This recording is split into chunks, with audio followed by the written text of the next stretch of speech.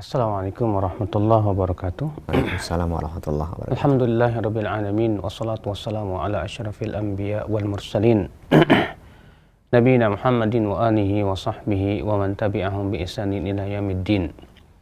Asyhadu an la ilaha illallah wahdahu la syarikalah wa asyhadu anna Muhammadan abduhu wa rasuluh.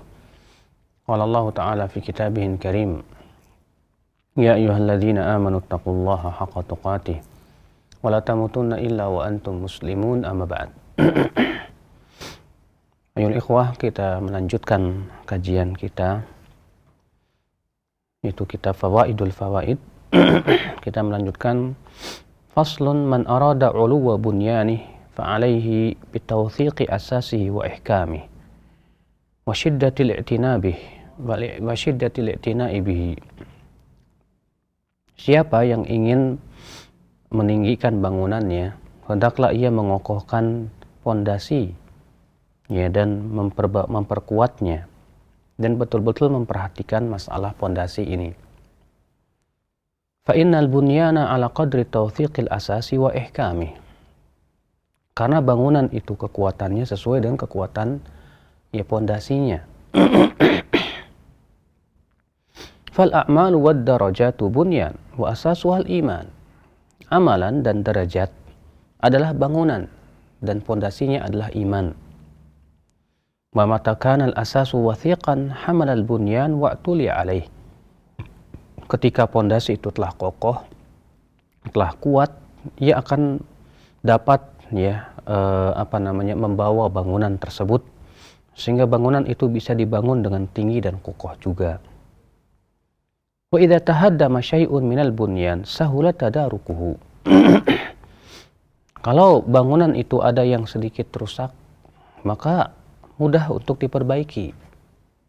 Ya, wa idza kana al-asasu ghairu wathiqin lam yartafi'il bunyan wa lam yathbut. Namun apabila pondasi itu tidak kuat, maka bangunan pun juga sulit untuk ditinggikan, bahkan ia pun tidak akan kokoh. Wa idza tahaddama syai'un minal asas saqata al-bunyan aw kada. Ya, dan apabila pondasi itu rapuh, maka mungkin bangunan itu akan segera hancur. Ya, atau hampir-hampir dia akan roboh. Nah, di sini beliau ya akhi mengingatkan bahwa kita yang ingin membuat bangunan rumah saja, kita berusaha untuk mengokohkan dahulu pondasinya. Demikian pula ketika kita ingin beramal saleh, maka kita kuatkan dulu ya pondasi amalan itu, yaitu iman kepada Allah Subhanahu wa taala. Ya, sebab tanpa iman seseorang akan lemah di dalam amal. Tapi ketika seseorang imannya kuat, hatinya telah dipenuhi rasa cinta kepada Allah, rasa takut kepada Allah, rasa berharap kepada Allah, maka pohon iman atau bangunan iman atau bangunan amal pun akan segera berdiri dengan indahnya. Fal-'arifu himmatuhu tashihul asasu ihkamuhu. Orang yang berilmu, keinginan yang paling kuat adalah memperkuat pondasi ya, dan memapankannya. Wal jahilu yarfa'u fil bina'i yamin an ghairi asasin. Sementara orang yang bodoh, orang yang tidak tahu, ia meninggikan bangunan dengan tanpa pondasi yang kuat. Fala yalbath bunyanuhu an yasqut. Hampir-hampir bangunan itu akan segera roboh. Subhanallah, ya akhwat Islam. Ya, kita tentunya seorang yang berilmu, dia akan lebih memperhatikan masalah kekuatan keimanan dia. Ya, dia berusaha untuk memperkuat rasa cinta dia kepada Allah, memperkuat rasa keimanan dia, ketakutan dia kepada Allah. Itu yang diperkuat, diperkokoh. Sementara orang yang tidak berilmu, yang dia pikirkan adalah beramal. Iya. Namun masalah hati, masalah kecintaan dia kepada Allah ataupun yang lainnya kurang diperhatikan. Allah berfirman, afaman assasa bunyanahu ala taqwa minallah wa ridwan khairun amman assasa bunyanahu ala syafa jurufin harin fanhara bihi fi nari jahannam. Apakah orang yang mengokohkan bangunannya di atas ketakwaan dari Allah di atas ketakwaan kepada Allah dan di atas keridhaan itu lebih baik atau orang yang mengokohkan bangunannya ia di atas tepi jurang lalu ia pun masuk ke dalam jurang neraka jahanam. Dalam surat At-Taubah 109. Fal asasu li bina'il a'mal ka quwwati li badanil insan. Berarti pondasi untuk membangun amal itu adalah seperti kekuatan badan manusia. Fa idza kanatil quwwatu qawiyyah hamalatil badan wa dafa'at anhu katsiran minal afat. Apabila badan kita kuat, ya, tubuh kita ini bagus, maka dia akan melindungi badan dan akan mencegahnya dari berbagai macam penyakit yang hendak masuk ke dalam badan. Wa idza kanatil quwwatu dha'ifah dha'ufa hamluha lil badan wa kanatil afatu ilaihi asra' syai'. Ya.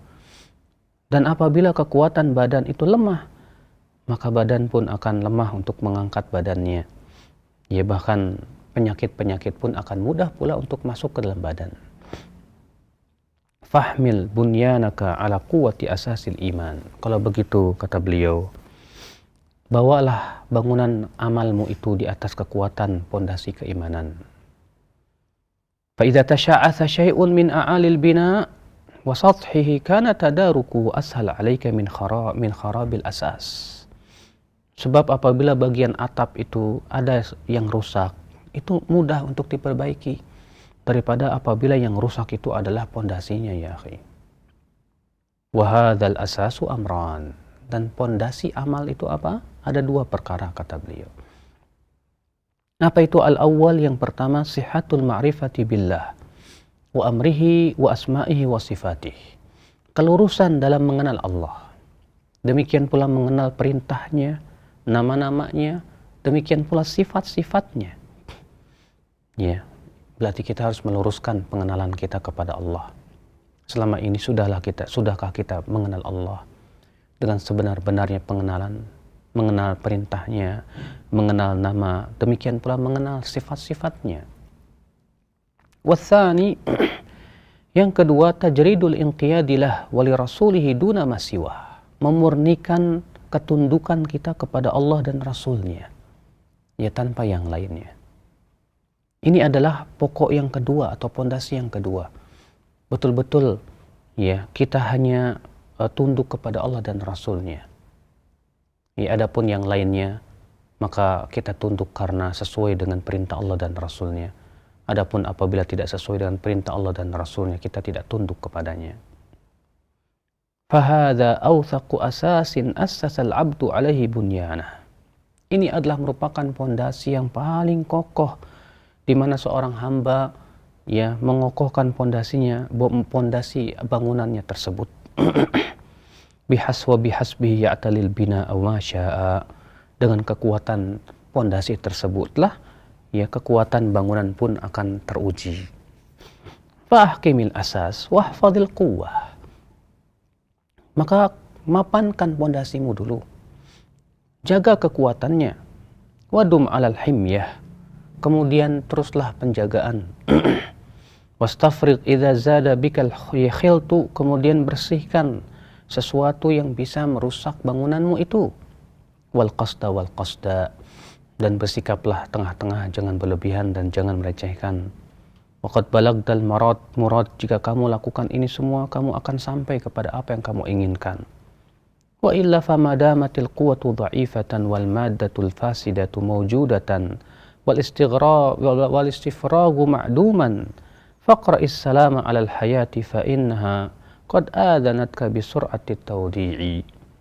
Sebab apabila kekuatan kamu itu lemah, ya, demikian pula penyakit-penyakit yang ada pada badanmu pun juga banyak dan tidak ada usaha untuk membersihkan, ya, unsur-unsur yang rusak dari tubuhmu. Maka bacakan salam kepada kehidupan bahwa kehidupan itu akan segera meninggalkan dirimu.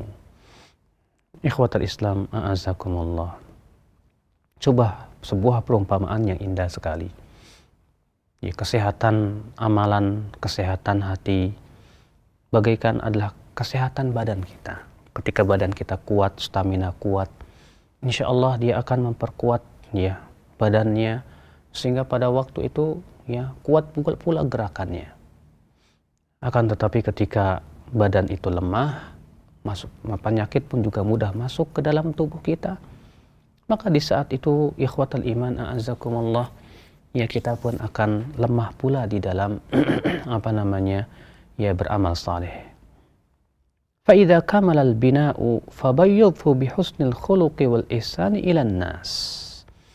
Nah, apabila bangunanmu telah sempurna, maka indahkanlah dengan apa akhlak yang baik dan perbuatan ihsan kepada manusia. Thumma huthu bisurin minal hadar. Kemudian pagari rumahmu itu, bangunanmu itu dengan pagar apa? Kewaspadaan. La yaktahimuhu aduwwun wa la tabdu minhu al-aurah.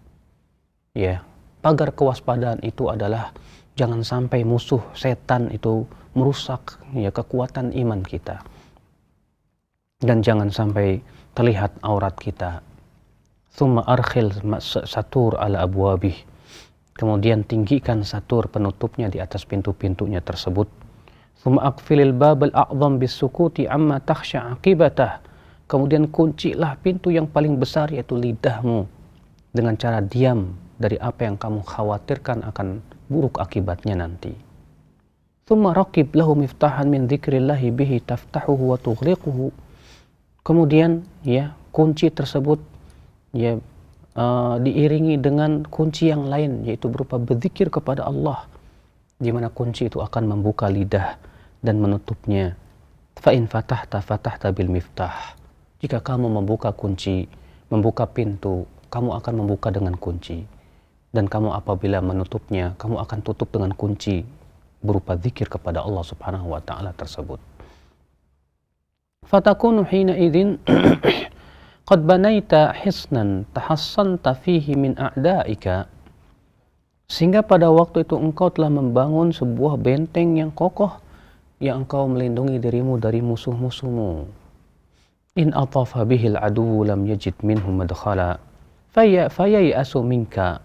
Di mana apabila musuh yaitu iblis dan tentara-tentaranya itu berusaha ya untuk masuk ke dalam benteng kita, ya benteng pertahanan hati ini, ia tidak mendapatkan tempat untuk masuk ke dalamnya. Ya, kenapa? Karena bangunan itu telah kokoh ya akhir di hati kita. Tsumma ta'ahad bina al-hisni kulla waqt. Kemudian perhatikan terus bangunanmu itu. Fa innal aduwa idza lam yatma' fi ad-dukhuli min al-babi naqaba 'alaika an-nuqub min ba'idin bima'awil adh-dhunub. Karena musuh kalaupun ternyata tidak bisa masuk ke dalam bangunan rumah imanmu itu, ia akan mencari lubang lain. Ya, dengan cara apa? Melubanginya dengan dengan lubang-lubang berupa dosa. Fa in ahmalta amrah wasala ilaika naqb. Kalau kamu tidak hati-hati, lubang itu akan sampai ke rumahmu. Fa idzal adu ma'aka fi dakhil al-hisni fayas'ubu 'alaika ikhrajuhu. Sebab apabila musuh itu telah sampai ke dalam rumah kita, bahkan dalam pertahanan benteng kita, kata beliau, maka pada waktu itu sulit sekali untuk mengeluarkan musuh tersebut. Wa takunu ma'ahu 'ala thalathi khilal. Sehingga kamu pun dalam tiga keadaan. Imma an yaghlibaka 'alal hisni wa yastawli 'alaih. Ya, bisa jadi musuhmu akan menguasai benteng. Ya, sehingga akhirnya kamu kalah oleh musuhmu, yaitu syaitan. Wa imma an yusakinaka fih, atau musuhmu tinggal bersamamu. Wa imma an yashghalaka bi muqabalatihi an tamami maslahatika, atau setidaknya ia akan menyibukkanmu ya untuk memperbaiki dirimu. Wa ta'uda ila saddin naqab, ya, walam syu'athil hisn, maka kamu akan kembali berusaha untuk menutup ya lubang yang telah dilubangi oleh setan tersebut, ya akhul Islam. Inilah ya akhul Islam azakumullah, sebuah bangunan, yaitu bangunan iman dalam hati kita, di mana kita berusaha untuk memperkokohnya dengan cara mengenal Allah, mendekatkan diri kita kepada Allah, bertakarub kepada Allah. Kemudian kita berusaha untuk ya tunduk hanya kepada Allah dan Rasul-Nya. Maka apabila telah kokoh dua bangunan dan pondasi itu di dada kita, insya Allah ya akhi, kita pun akan diberikan kekuatan oleh Allah ya di dalam bangunan amalan kita insyaallah. Allahu a'lam. Ya mudah-mudahan apa yang saya sampaikan ini dapat kita amalkan, terutama saya pribadi. Wabillahi taufik. Nah, Baik Ustaz, barakallahu fikum wa jazakallahu khairan. Terima kasih atas waktunya yang diberikan kepada kami di kesempatan pagi hari ini menyimak kembali bahasan dan kajian dari kitab Al-Fawaidul Fawaid. Dan silakan ikhwatal Islam, bagi Anda yang ingin bertanya secara langsung atau melalui pesan singkat dapat bertanya melalui nomor 081 317776543 untuk pesan singkat, atau di 0819896543. Dan bagi Anda yang bertanya langsung di 0218236543. Kami berikan kesempatan pertama bagi Anda yang ingin hubungi kami secara langsung. Halo? Waalaikumsalam warahmatullahi. Dengan Ibu siapa di mana? Ibu Santi di Depok. Silakan Ibu Santi, pertanyaannya. Mohon maaf diperkeras sedikit Bu suaranya. Oh, iya. Ya. Assalamualaikum Pak Ustadz. Waalaikumsalam. Pak Ustadz, saya maaf tentang sholat ini, tentang sujud sahwi. Saya suatu ketika saya pernah lupa tahiyatul awal, saya berniat sujud sahwi. Kemudian pas di akhir ternyata saya lupa juga sujud sahwi. Sampai akhirnya berapa lama baru saya ingat bahwa waktu itu tidak sujud sahwi. Itu bagaimana sih Pak Ustadz ya? Baik Bu Santi. Assalamualaikum warahmatullahi wabarakatuh. Waalaikumsalam warahmatullahi wabarakatuh. Allah berfirman, la yukallifullahu nafsan illa wus'aha. Ya, sampai firman-Nya Rabbana la tu'akhidna in nasina aw akhtana. Allah tidak membebani jiwa kecuali sesuai dengan kemampuan. Sampai firman Allah, Rabbana la tu'akhidna in nasina aw akhtana. Wahai Rabb kami, jangan berikan sanksi kepada kami jika kami lupa atau salah. Ya. Maka sesuatu yang lupa dimaafkan insyaallah. Rasulullah SAW juga bersabda, Inna Allah tajawaza li an ummati al-khata' wa nisyan wa mastukrihu alaih. Sesungguhnya Allah memaafkan untuk umatku kesalahan yang tidak disengaja, lupa, dan yang dipaksa. Allahu a'lam.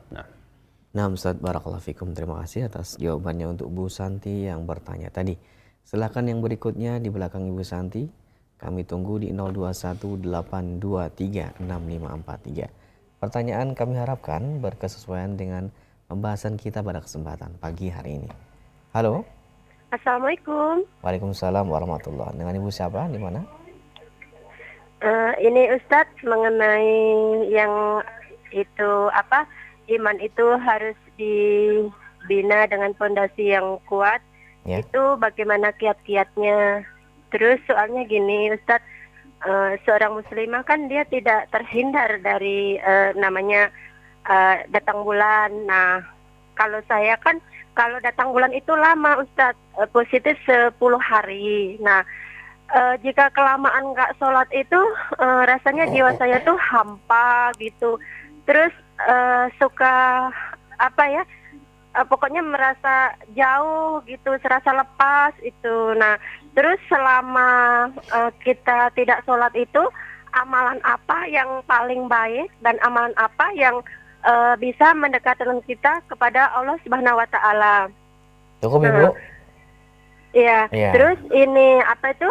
Nah, saya itu kan kalau datang bulan itu kan 3 hari datang. Bu. Sudah itu 3 hari berhenti. Nah, sudah itu dilanjutkan lagi 4 hari. Jadi seluruhnya kan 10 hari. Nah, karena saya itu merasa jauh dari Allah apabila sudah berhari-hari tidak sholat. Jadi dalam waktu 3 hari yang berhenti itu saya gunakan sholat gitu. Tapi hati saya itu ragu-ragu. Nah, yang saya tanyakan itu apakah saya berdosa atau bagaimana? Tolong nasihatnya. Ya, terima kasih Ibu yang bertanya. Iya, assalamualaikum. Waalaikumsalam warahmatullahi wabarakatuh. Ibu, apabila Ibu mempunyai kebiasaan berhaid itu 10 hari, 3 hari haid, 3 hari bersih, 4 hari haid lagi, maka dalam 3 hari yang bersih itu haram untuk Ibu melakukan sholat. Bahkan apabila Ibu sholat, Ibu malah berdosa. Kenapa demikian? Karena sholat di waktu haid itu diharamkan ya bagi wanita haid. Maka hendaklah Ibu menyibukkan dengan amalan soleh yang lain. Ya, seperti berzikir kepada Allah. Demikian pula seperti menghadiri majlis menghadiri majelis ta'lim. Demikian pula ya bersedekah, berbuat baik kepada manusia.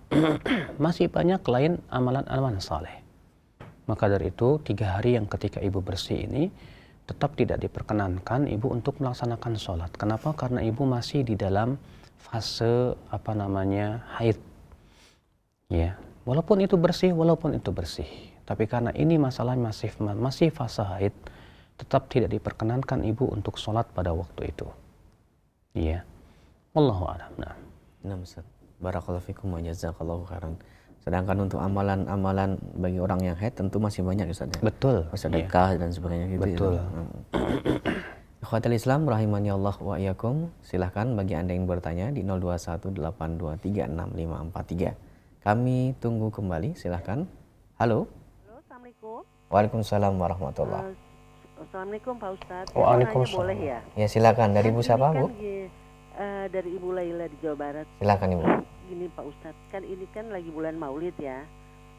Boleh nggak sih, saya kebetulan ada orang dia bilang katanya puasa 7 hari, nggak makan garam, pokoknya nggak bernyawa deh ya.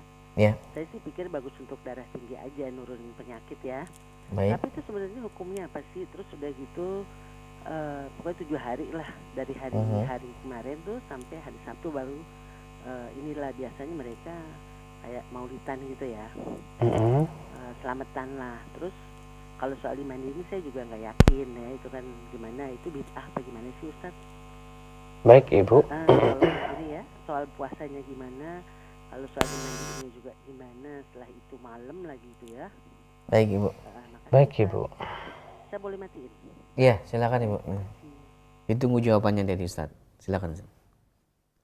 Tentu perkara yang harus kita fahami bersama adalah kita tidak diperkenankan untuk membuat ibadah yang tidak pernah dicontohkan oleh Rasulullah SAW.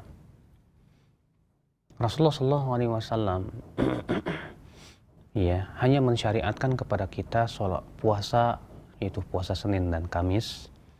Demikian pula puasa 3 hari setiap bulan dan puasa Daud. Ya. Hanya kita hanya diperbolehkan memilih di antara puasa-puasa yang telah disyariatkan oleh Allah dan Rasul-Nya.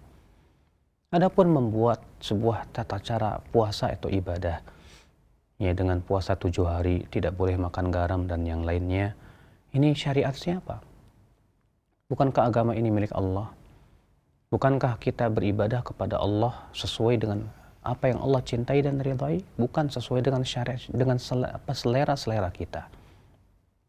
Agama bukan milik kiai, agama pun bukan milik adat istiadat, agama bukan milik siapa-siapa, ia milik Allah Rabbul Alamin. Kewajiban kita tentu ya di dalam beribadah, dalam beragama, kita berusaha untuk mengikuti syariat pencipta alam semesta ini, yaitu Allah Subhanahu wa taala, pemilik agama yang hak. Maka Allah berfirman, "Ala lillahi dinul khalis." Ketahuilah milik Allah lah agama yang murni ini. Allah juga berfirman mengecam orang-orang musyrikin yang membuat-buat ibadah yang tidak diizinkan oleh Allah. Am lahum syuraka'u syara'u lahum minad dini ma lam ya'dzan bihillah. Apakah mereka mempunyai sekutu-sekutu yang membuat syariat untuk mereka? Apa-apa yang tidak diizinkan oleh Allah Subhanahu wa taala? Kita tidak diperkenankan ya akhi, ya untuk membuat syariat yang tidak pernah diizinkan oleh Allah Subhanahu wa taala. Maka kewajiban kita adalah lihatlah ya apakah itu dilaksanakan oleh Rasulullah ataukah tidak. Maka apabila Rasulullah SAW melakukannya, kita lakukan. Apabila Rasulullah SAW tidak melakukannya karena ya padahal pendorongnya ada, demikian pula penghalangnya pun tidak ada, maka tinggalkanlah. Bukankah sebaik-baiknya uswah kita adalah Rasulullah? Allah berfirman, "Laqad kana lakum fi Rasulillahi uswatun hasanah." Ya, sungguh telah ada pada diri Rasulullah SAW uswatun hasanah, suri tauladan yang terbaik. Maka yakinlah Bu, yang dibawa oleh Rasulullah itu yang terbaik. Ya, sebaik-baiknya petunjuk itu petunjuk Rasulullah salawatullahi alaihi wasallam. Nah, terima kasih atas jawaban dan nasihatnya. Berikut kami akan beralih ke pesan singkat, beberapa pertanyaan yang telah masuk. Yang pertama kami bacakan pertanyaan dari Ibu Armi Nasution di Pamulang, Ustaz. Assalamualaikum warahmatullahi wabarakatuh, Ustaz Abu Assalamualaikum Yahya. warahmatullahi wabarakatuh. Bagaimana cara kita agar iman tidak naik dan turun, dan bagaimana cara agar menguatkan pagar keimanan kita, khususnya pada saat kita sudah merasa ini sudah bangunan iman kita sudah roboh, Ustaz. Silakan. Yang kita pikirkan bagaimana iman itu naik dan tidak turun, bukan tidak naik dan tidak turun, ya. Karena keimanan itu naik dengan ketaatan, kata para ulama, dan turun dengan kemaksiatan. Maka untuk mempertahankan keimanan kita agar tidak turun dan tidak terjadi erosi keimanan, maka kita berpenting untuk banyak beramal saleh, mendekatkan diri taqarrub kepada Allah.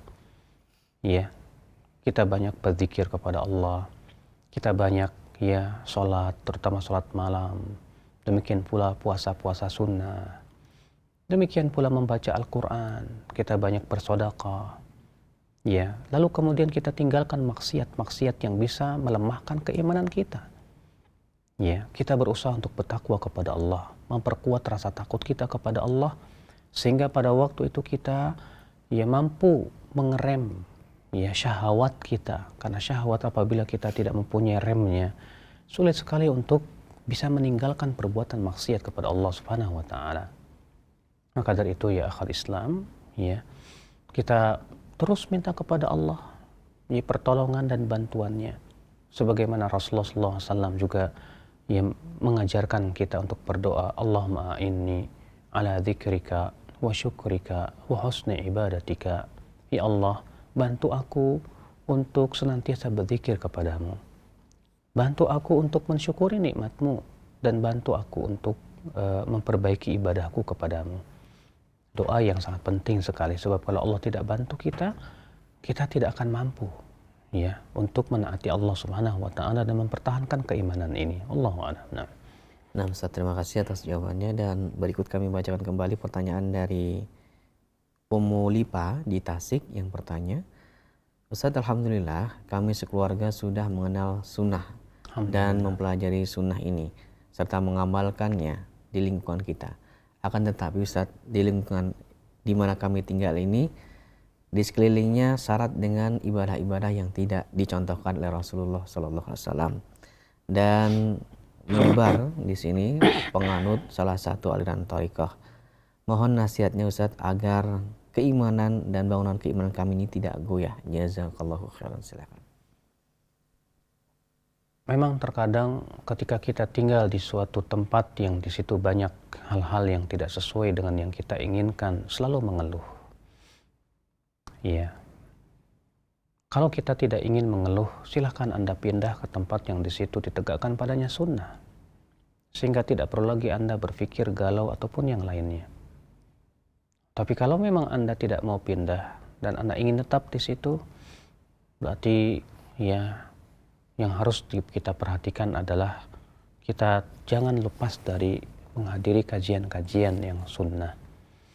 Ya, kemudian terus disibukkan dengan menuntut ilmu dan memperbaiki diri, ya, kemudian berusaha untuk terus ya memperhatikan keimanan kita, hati kita. Demikian pula kita berusaha juga terus untuk mengawasi ya diri kita sendiri. Memang ya di saat ketika kita sendirian, syaitan akan lebih mudah menggoda daripada ketika kita bersama manusia yang lain yang saleh. Makanya kata Rasulullah, ya, serigala itu biasanya mengintai kambing yang sedang sendirian. Tapi ketika ia tidak sendirian, serigala pun ya terkadang tidak mengintainya. Kenapa? Karena ia bersama teman-teman dia yang insya Allah bisa saling bekerja sama untuk melawan serigala tersebut. Maka ya kalau memang ternyata kita bisa mempunyai teman-teman yang saleh, yang bisa membantu kita untuk mengokohkan keimanan, tentu itu lebih baik. Ya, wallahu a'lam. Nah, Ustaz, pertanyaan berikutnya dari Ahmad Nawawi di Lombok, Ustaz. Beliau bertanya, Ustaz, saya ingin bertanya pada antum, bagaimana cara kita agar tetap merasa ikhlas di dalam mengerjakan sunnah atau tuntunan Nabi Shallallahu Alaihi Wasallam? Keikhlasan ya akhi adalah merupakan barang yang mahal. Ikhlas adalah mengharapkan keridhaan Allah. Ya, dan apa yang ada di sisi Allah Subhanahu wa taala. Maka kewajiban kita adalah yang pertama untuk selalu meminta kepada Allah keikhlasan. Karena sesungguhnya Allah lah yang bisa membolak-balikan hati manusia. Yang kedua, kita berusaha setiap kali kita beramal saleh, kita memperhatikan hati kita dan mengoreksi hati kita. Ya, sebelum kita beramal, tanyalah hati kita. Saya beramal untuk siapa, karena apa? Bila ternyata masih ada noda-noda ya riya di dalam hati kita, ketidakikhlasan, segera kita meluruskan hati kita tersebut. Ya. Kita berusaha. Kemudian kita gunakan muraqabah, mengawasi diri. Ya, kita awasi terus hati kita. Ya, jangan sampai kemudian sesuatu yang bertentangan dengan keikhlasan itu ya menghancurkan bangunan ya ibadah kita. Sambil kita terus ya berusaha memohon kepada Allah agar Allah memberikan kepada kita keikhlasan. Maka ya akhi, memang keikhlasan itu mahal. Namun pengaruhnya dahsyat di dalam kehidupan. Ya, teruslah perjuangan melawan diri tak akan pernah habis sampai meninggal dunia. Dan Rasulullah bersabda, afdalul jihad, yaitu jihadun al-jihad, ya, al-mujahidu man jahada nafsahu li ta'atillah. Hakikat orang yang berjihad itu adalah yang menjihadi dirinya untuk menaati Allah Subhanahu wa taala. Allahu a'lam. Nah, Ustaz, barakallahu fikum. Dan ikhwatul Islam, berikutnya kami undang kembali Anda, silakan yang ingin bertanya di 0218236543. Secara langsung Anda ungkapkan pertanyaan Anda yang berkesesuaian dengan pembahasan kami. Halo? Ya, Assalamualaikum. Waalaikumsalam warahmatullahi. Dengan Bapak siapa, di mana ini? Dari Syahrudin, Tanjung Selor, Pak. Iya, silakan Pak Syahrudin, pertanyaannya. Iya. Assalamualaikum, Ustaz. Waalaikumsalam warahmatullahi.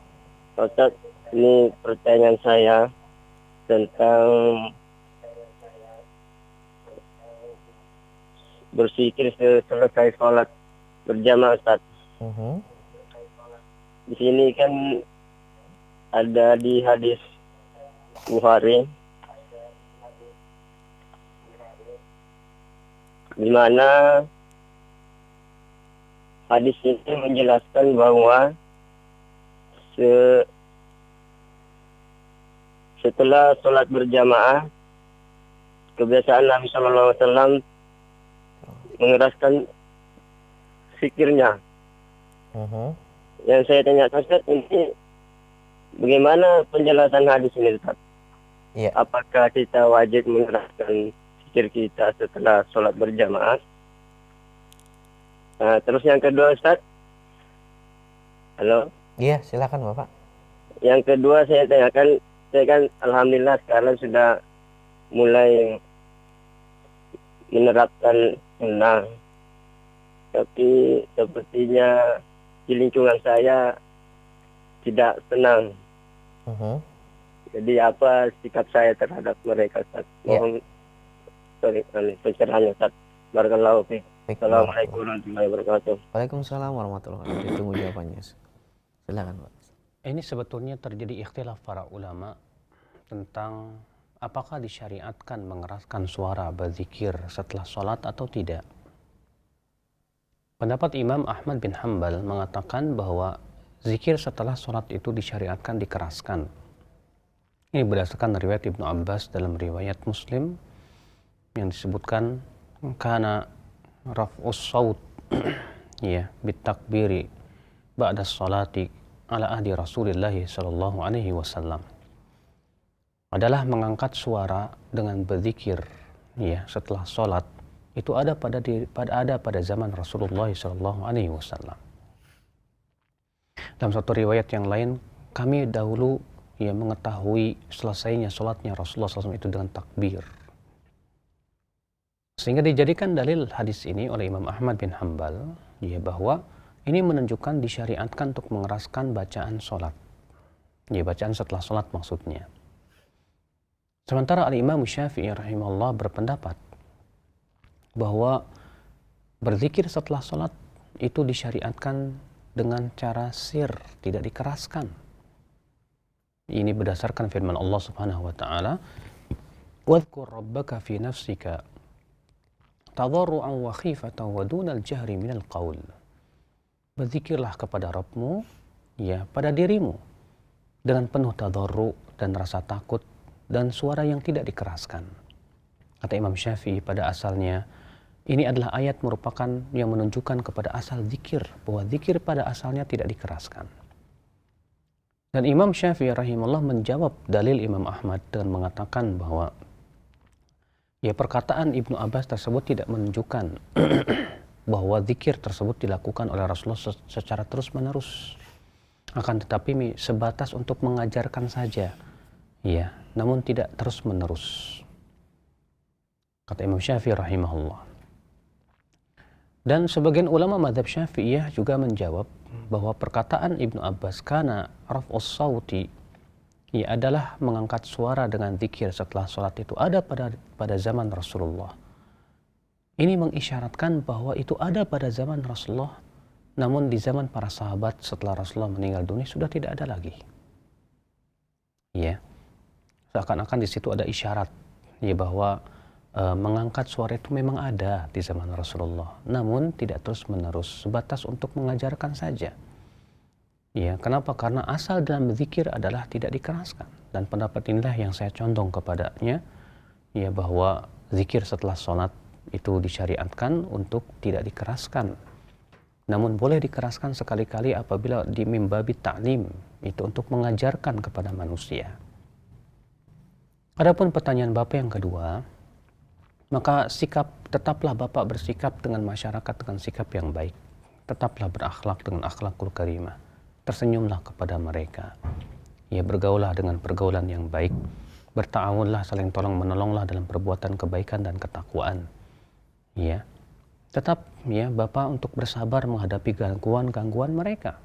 Mungkin karena ketidaktahuan mereka sehingga akhirnya mereka menganggap Bapak ini sesat. Ya. Kenapa? Akibat daripada ketidaktahuan mereka. Maka kewajiban Bapak untuk terus ya memberikan uswah hasanah, suri tauladan yang baik dalam akhlak, dalam muamalah dan yang lainnya. Allahu a'lam. Barakallahu fikum Ustaz, terima kasih atas penjelasannya. Dan ikhwatul Islam, kami buka kembali kami jawab melalui telepon. Silahkan di 0218236543. Halo. Ya, silakan. Assalamualaikum warahmatullahi wabarakatuh. Waalaikumsalam warahmatullahi wabarakatuh. Ini Pak Ustadz, saya mau tanya. Silakan.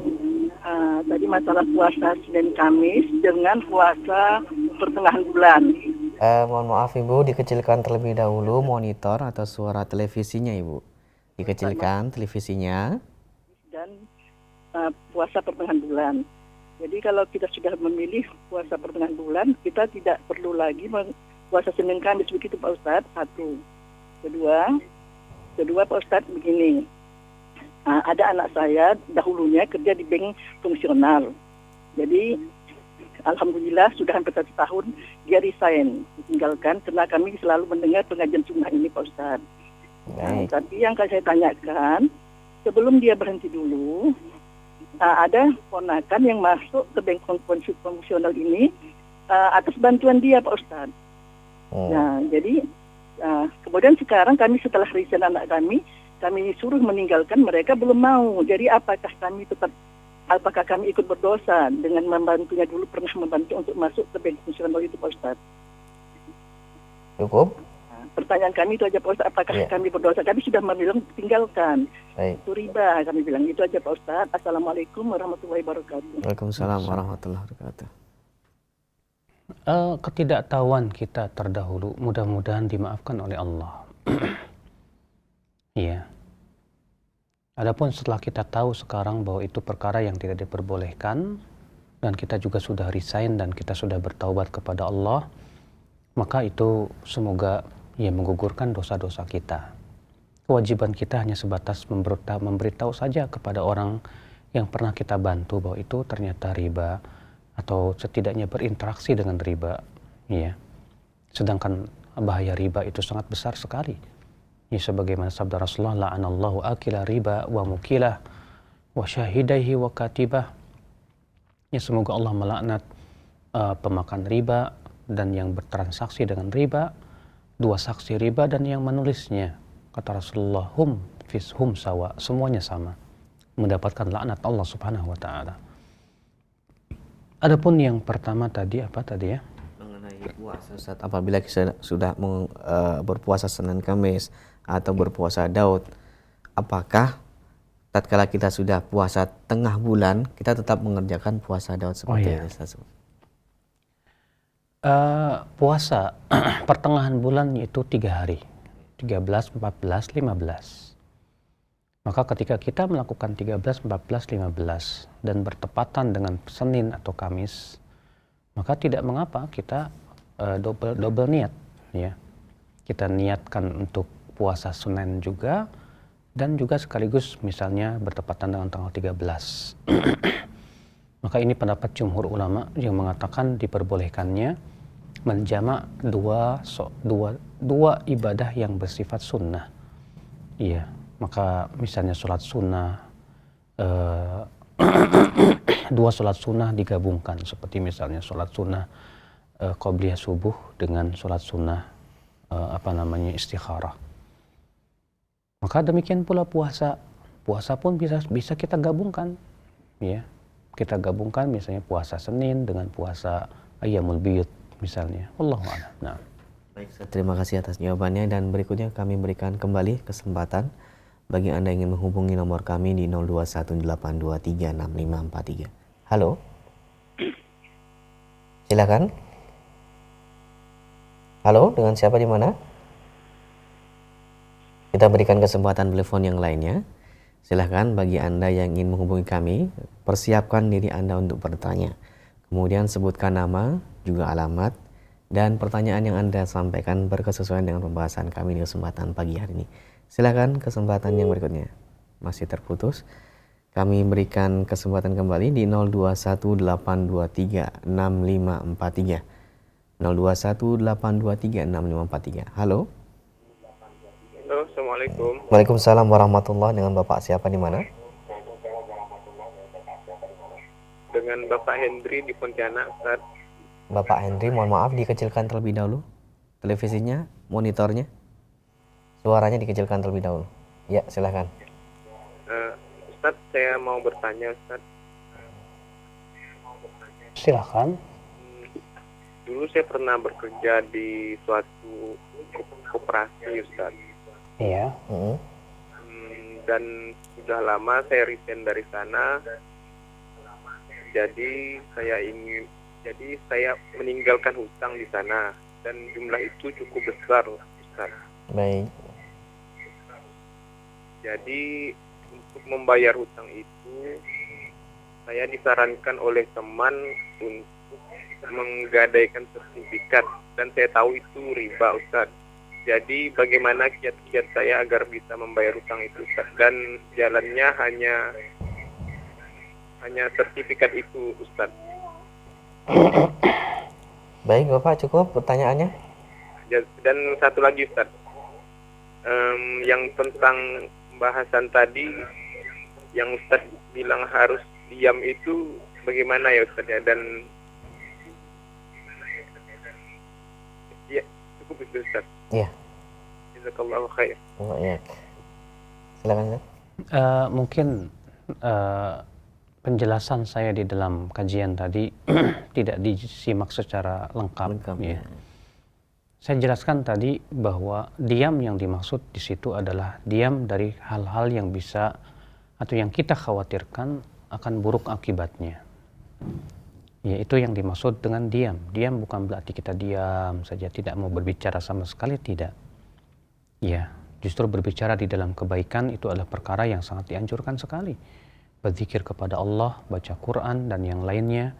Selama yang kita ucapkan itu adalah perkara yang maslahat dan manfaat, kita ucapkan.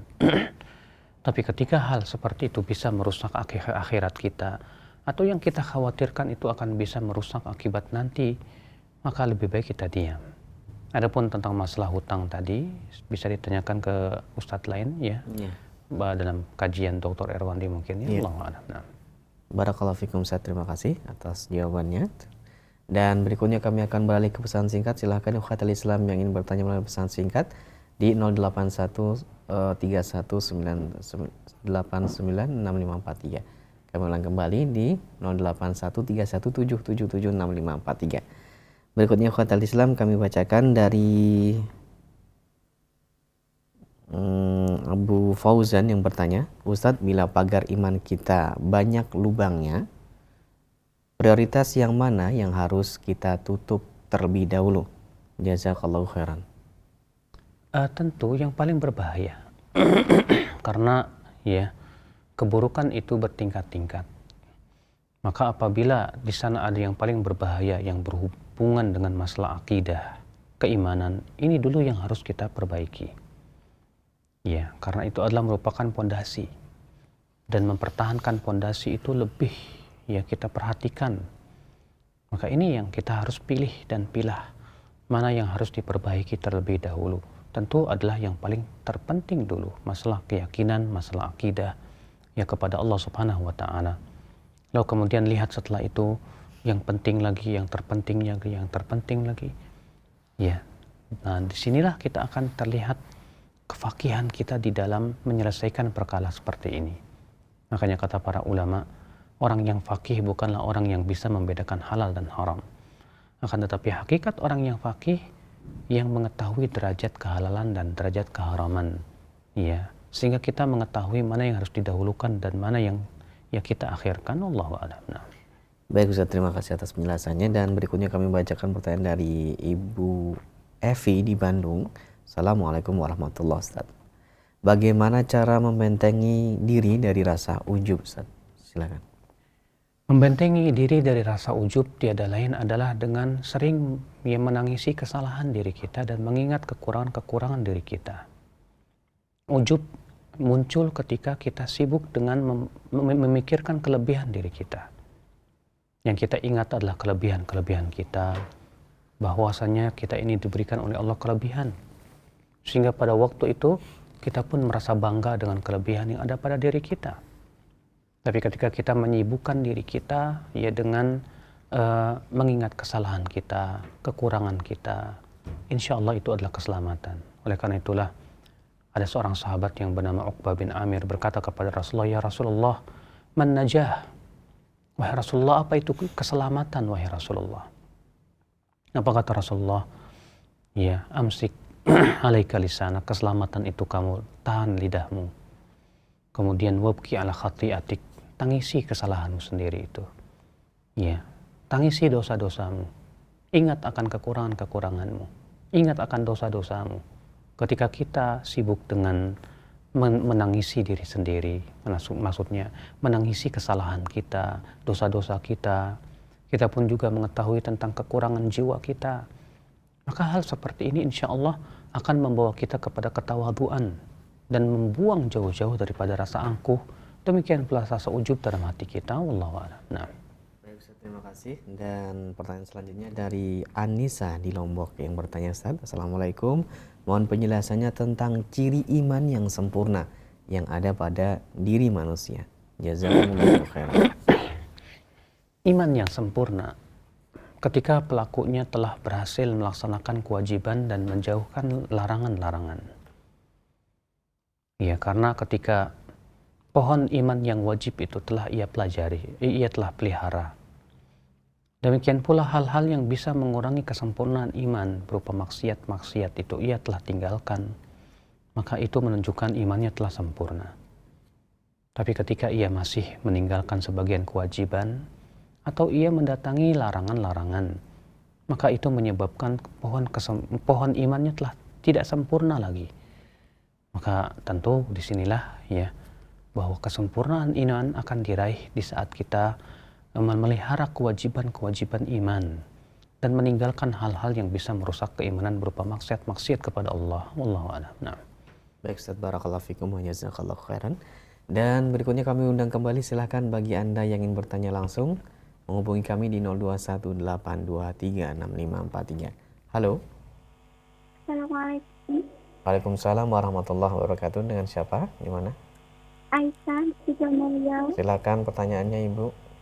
Ya, ini Bapak, saya mau minta dikoreksi tentang saya ziarah kubur.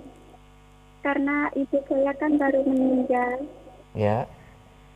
Saya pertama itu masuk, sebelum masuk saya berdoa, Assalamualaikum warahmatullahi wabarakatuh. Setelah itu saya masuk, lalu saya berdoa kepada Allah, yaitu, ya Allah, hindarkanlah ibu dari atas kubur.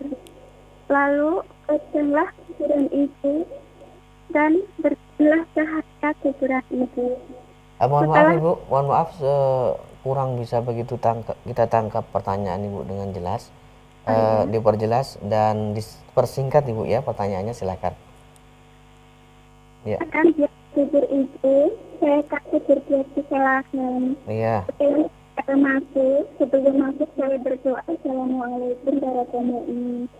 Setelah itu saya masuk jalan kubur itu, lalu saya berdoa.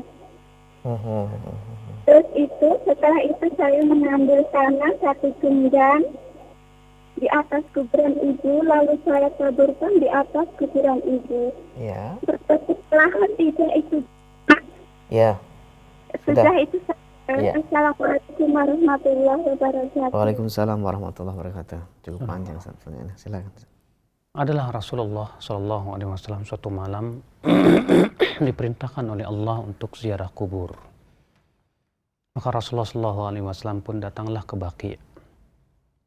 Lalu kemudian Rasulullah menghadap ke kiblat dan berucap, Assalamualaikum dar qaumin mu'minin wa inna insyaallah bikum lahiqun nas'alullah lana wa lakumul afiyah.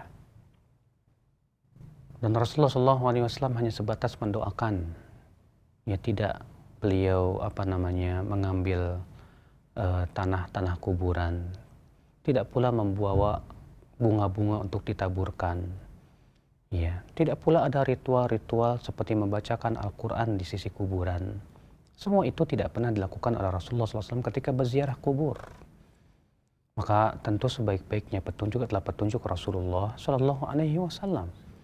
Ya, kita sebagai umat Nabi Muhammad, kewajiban kita adalah mengikuti beliau salawatullahi alaihi wasallam. Wallahu a'lam. Nah. Baik Ustaz, barakallahu fikum wa jazakallahu khairan. Berikutnya ikhwatul Islam, kami berikan kesempatan kembali di 0218236543. Silahkan. Halo. Halo, Assalamualaikum. Waalaikumsalam warahmatullahi. Dengan Ibu siapa di mana? Dari Firliana di Situbondo. Silakan Ibu Firliana, dikecilkan terlebih dahulu volume TV-nya Ibu. Ya. Assalamualaikum Ustaz. Waalaikumsalam warahmatullahi Barakallahu fiik. wabarakatuh.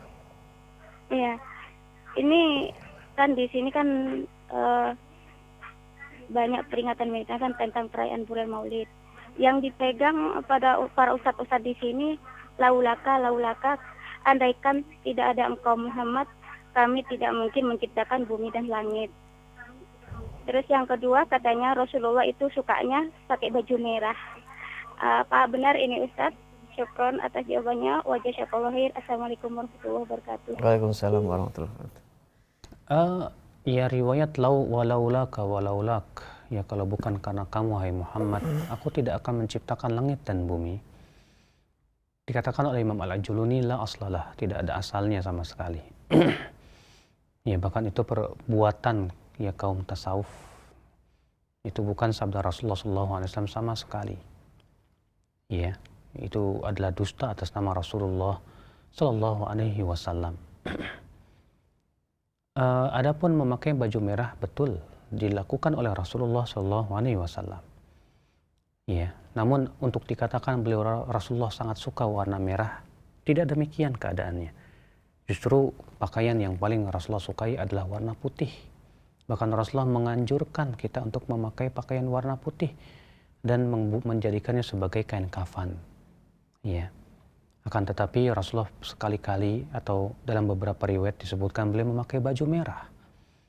Ya, seperti hadis Anas bahwasanya ia melihat Rasulullah memakai jubah merah ya di malam rembulan. Kemudian ia melihat rembulan, ia melihat Rasulullah ternyata lebih indah Rasulullah sallallahu alaihi wasallam. Allahu a'lam. Nah. Nah, Ustaz, barakallahu fikum. Terima kasih atas jawaban dan nasihatnya. Berikut kami berikan kembali satu telepon kembali. Silakan di 0218236543. Halo. Assalamualaikum warahmatullahi wabarakatuh. Waalaikumsalam warahmatullahi wabarakatuh. Pak Rashid di Jakarta ya, silakan. Iya. Assalamualaikum warahmatullahi wabarakatuh, Pak Ustadz. Waalaikumsalam warahmatullahi wabarakatuh. Terkait dengan usia yang semakin tua, Pak Ustadz. Baik. Ketika itu kan mungkin kita sudah lemah atau bagaimana sehingga gerakan-gerakan sholat itu tidak sempurna, seperti rukuknya mungkin tidak lurus lagi. Saya melihat hal itu beberapa jamaah seperti itu, Pak Ustadz. Jadi bangkit dari ruku pun asal-asal aja tangannya itu, tidak sampai ke atas lagi. Nah ini apakah itu wajar-wajar saja, Pak Ustadz, ketika memang usia sudah tua? Apa tidak ada solusi lain, misalnya apa dengan duduk atau bagaimana? Yang kedua, Pak Ustadz, ini masih soal jamaah. Saya merasa terganggu ketika di sebelah kita itu dia membaca, dia tuh terdengar sama kita gitu, seperti Bismillah gitu. Dikeraskan gitu ya, bahkan itu lebih dari 2 dan 3 mungkin ya, dan itu ketua masjidnya, Pak Ustadz. Saya bingung juga bagaimana ya. Insyaallah. Nah kalau kita ngikut-ikut keras, saya kadang-kadang kesel jadi ikut-ikut kerasin juga, salah ya Pak Ustadz. Mohon pencerahan aja nih Pak Ustadz. Terima kasih. Assalamualaikum warahmatullahi wabarakatuh. Waalaikumsalam warahmatullahi wabarakatuh. Terima kasih Pak Rashid. Silakan. Tentu kita tidak membalas sesuatu yang tidak sesuai sunnah dengan tidak sesuai sunnah lagi. Ya, apabila kita sholat, maka kita tidak diperkenankan untuk mengeraskan bacaan yang bisa mengganggu ya teman kita di samping. Kewajiban makmum adalah untuk memperhatikan bacaan imam.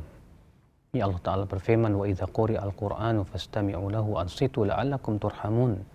Apabila dibacakan Al-Quran, maka dengarkan dan diam, ya agar kalian dirahmati. Demikian pula apabila kita sholatnya sedang sir, maka kita tidak diperkenankan untuk mengeraskan yang bisa mengganggu ya orang yang sedang sholat di samping kita. Adapun yang pertama tadi apa? Mengenai orang-orang tua yang sholatnya sudah tidak sempurna rukuknya, Ustadz. Kemudian berdirinya juga tidak sempurna. Apakah ada solusi lain? Apabila memang ia sulit untuk melakukan itu karena tuanya, ya maka al-masyaqqah tajlibut taisir. Sesuatu yang sulit biasanya mendatangkan kemudahan. Maka lakukanlah sesuai dengan kemampuan. Ya namun apabila ia semaksimal mungkin walaupun sulit, ya untuk menyempurnakan rukuknya, untuk menyempurnakan i'tidalnya, maka tentu itu lebih utama. Ya wallahu a'lam. Nah. Baik Ustaz, terima kasih atas jawaban dan nasihatnya. Kami akan kembali beralih ke pesan singkat. Beberapa pertanyaan yang telah masuk akan kami bacakan. Pertanyaan dari Abu Mufti di Lampung, Ustadz. Ustadz, kenapa ya saat ini saya sering menangis semenjak mengenal sunnah ketika mendengar Ustadz memberikan nasihat dan dengan dalil-dalil yang sahih di TV dakwah ini, karena mengingat kebid'ahan yang saya lakukan yang pernah dulu saya kerjakan, maka ini membuat saya menangis. Apakah hal ini wajar, Ustadz? Alhamdulillah yang telah memberikan kepada antum hidayah kepada sunnah. Bersyukurlah kepada Allah atas nikmat tersebut. Lalu mintalah kepada Allah kekuatan untuk istiqomah selalu sampai akhir hayat kita. Ya, menangisi kesalahan adalah perkara yang baik dan bagus. Sebagaimana Rasulullah telah disebutkan dalam hadis tadi yang saya sebutkan. Ketika ditanya, wa man najah, apa itu keselamatan, hai Rasulullah? Di antaranya kata Rasulullah, wabki khal ala khati'atik, tangisilah dosa-dosamu yang terdahulu. Iya, tangisi di sini maksudnya yaitu penyesalan dan memohon ampunan kepada Allah. Ya, kemudian kita berjanji untuk tidak lagi kembali kepada perbuatan tersebut. Ya, kita berusaha terus minta kepada Allah. Ya, seperti sebagaimana Rasulullah SAW berdoa, ya muqallibal qulub, tsabbit qulubana ala dinik. Wahai yang membolak-balikan hati, kuatkan hatiku di atas ya agama ini, di atas sunnah ini, dan wafatkan aku di atas Islam dan iman. Wafatkan ke aku di atas sunnah Rasulullah sallallahu alaihi wasallam. Kita mohon semuanya kepada Allah ya, agar saya semuanya juga selalu bisa langgeng istiqomah ya di atas ketaatan kepada Allah, di atas sunnah Rasulullah salawatullahi alaihi wasallam. Nah, Ustaz, pertanyaan berikutnya dari saudari Yolanda di Bogor, Ustaz. Nah, beliau ini bertanya, Ustaz, bolehkah kita berganti nama, Ustaz? Jika nama saya dulu saya merasa nyaman-nyaman saja, setelah mengenal Islam lebih dalam, maka rasanya sudah tidak nyaman lagi, Ustaz, pakai nama Yolanda ini. Apakah boleh memang kita mengganti nama, dan kira-kira nama apa yang sesuai untuk saya, Ustaz? Silakan. Setiap nama yang tidak baik ya, yang tidak bernafaskan Islam, atau nama yang bermakna-makna yang tidak baik, sangat disyariatkan untuk diganti. Suatu ketika Rasulullah SAW bertemu dengan seorang sahabat, lalu Rasulullah bertanya, siapa namamu? Kata dia, namaku Hazan, susah. Kata Rasulullah, la bal anta sahal, tidak, akan tetapi namamu sahal, mudah. Ini dia ya, seorang wanita yang bernama Barrah, yang sangat bajik. Ya, ketika Rasulullah bertanya, siapa anti? Dia berkata, Barrah. Kata Rasulullah, tidak, namamu Zainab. Kenapa? Karena Barrah itu menunjukkan kepada makna rekomendasi diri, dan ini tidak baik. Ya, demikian Rasulullah SAW mengganti setiap nama yang tentu nama tersebut tidak baik ya, bermakna makna-makna yang tidak baik. Maka ya seperti Yolanda misalnya, kalau memang itu adalah nama-nama yang bukan bernafaskan Islam, ya, maka gantilah dengan nama yang bernafaskan Islam. Ya seperti Abdurrahman, Abdullah apabila itu laki-laki, wanita. Apabila wanita bisa dengan Fatimah, Aisyah, Khadijah, yang itu adalah merupakan nama-nama Islami ya, yang memperlihatkan jati diri kita sebagai seorang muslimah. Wallahu a'lam. Nah. Baik, Ustaz, terima kasih. Sangat menarik sekali penjelasan dari Ustaz. Dan berikutnya kami bacakan kembali pertanyaan dari Ibu Dewi, Ustaz, di Banyuwangi, yang bertanya, Ustadz, untuk memperkuat pondasi agama Islam, saya dan suami berencana mengirimkan 2 putri kami ke sekolah Islam berasrama, tapi di luar kota, Ustadz. Bagaimana tentang hal ini, Ustadz? Apakah dibolehkan? Dan jika ini benar, mohon untuk diberitahu hal apa yang bisa menguatkan kami untuk menahan rasa rindu kepada 2 putri kita. Mungkin teman, silakan, Ustadz. 2 putri yang terbagus adalah untuk mendidiknya secara langsung, itu lebih bagus sebetulnya. Iya. Kenapa? Karena adanya keutamaan besar mendidik putri-putri kita. Adanya hadis-hadis yang menyebutkan tentang keutamaan mendidik putri-putri kita, ya, sampai ia dewasa dan menikah. Iya, maka kalau kita sendiri yang langsung mendidik itu yang lebih bagus kalau kita memang mampu dan punya waktu. Tapi bila kita tidak mampu dan tidak punya waktu karena kesibukan, maka kita sekolahkanlah, ya, kalau bisa di sekolah yang dekat saja, yang tidak safar, ya, mengadakan perjalanan jauh. Tapi kalau memang di sekitar kita tidak ada juga, adanya di luar negeri, di luar kota, ya, di sana insya Allah sekolahnya tersebut amanah, aman selama di sana, dan juga yang dipelajari tentang keislaman dan keimanan, ya, guru-gurunya pun juga orang-orang yang mempunyai manhaj yang hak.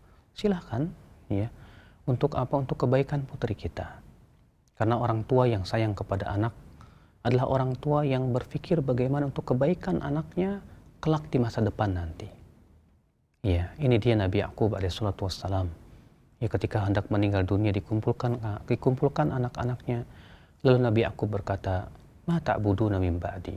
Hai anak-anakku, apa yang kalian hendak ibadahi ya setelahku nanti? Yang beliau pikirkan adalah akidah, agama.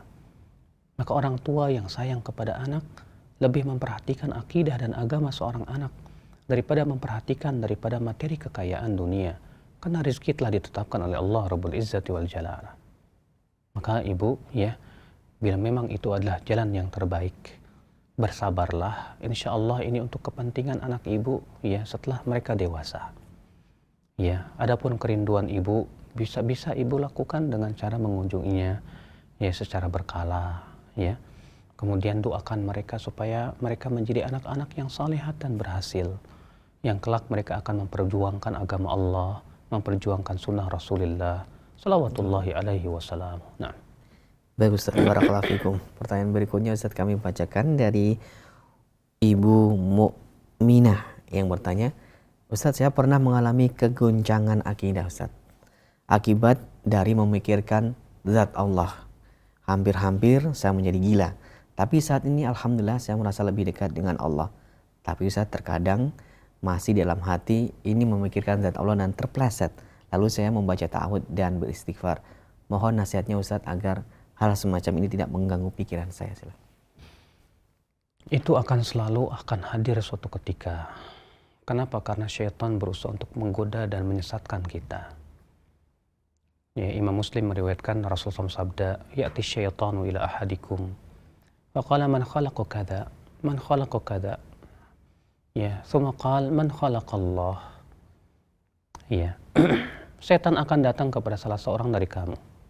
Lalu kemudian dia berkata, ya, siapa yang menciptakan ini? Siapa yang menciptakan itu? Sampai ia berkata, siapa yang menciptakan Allah? Apabila telah sampai itu, hendaklah ia berhenti, kata Rasulullah, dan berlindunglah dari godaan syaitan yang terkutuk.